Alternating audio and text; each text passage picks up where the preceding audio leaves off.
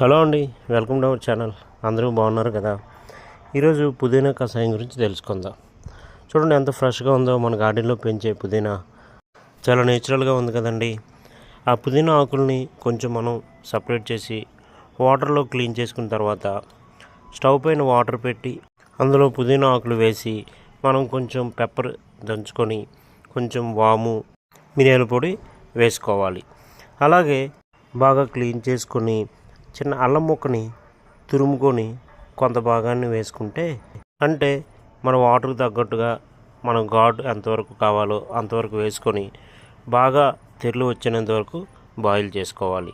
మన ఆరోగ్యానికి ప్రజెంట్ ఉన్న ఈ వింటర్ సీజన్లో కాఫ్, కోల్డ్ ఇలా మనకి చాలా హెల్త్ డిసీజెస్తో సఫర్ అవుతుంటాం. మనం మెడిసిన్ వాడినా కూడా ఇలా న్యాచురల్గా క్యూర్ చేసుకోవడం మంచిది. Thank you for watching friends. Subscribe.